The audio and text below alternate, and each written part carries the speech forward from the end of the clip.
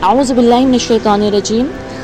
और जब मूसा अलैहिस्सलाम ने अपनी कौम से कहा, ए मेरी कौम, यकीनन तुमने बछड़े को पकड़ने की वजह से अपनी जानों पर जुल्म किया, लिहाजा तुम अपनी पैदा करने वाले की तरफ तौबा करो और अपने आप को क़त्ल करो, यही तुम्हारे पैदा करने वाले के नज़दीक तुम्हारे लिए बेहतर है। फिर अल्लाह ने तुम्हारी तौबा कबूल कर ली, यकीनन वही बेहद तौबा कबूल करने वाला निहायत रहम वाला है।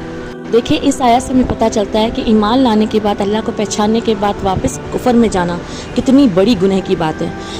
अल्लाह ताला ने जो अनजान इंसान होता है, जो नादान होता है, उसको अल्लाह ताला को जब वो पहचानता है तो अल्लाह ताला कहते हैं कि अल्लाह उनकी बुराइयों को अच्छाई में तब्दील कर देते हैं और उन्हें नेक लोगों में शामिल करते हैं। और बल्कि इसके बरक्स अगर इंसान ईमान ला चुका है और फिर वो मुर्तद होता है तो अल्लाह ताला देखें किस तरह कुरान में इस तरह बता रहे हैं कि उन्होंने शिर्क किया अल्लाह को मानने के बाद, तो अल्लाह ताला ने उनको कहा कि अपनी जानों को क़त्ल करो और फिर अल्लाह से तौबा कबूल होगी।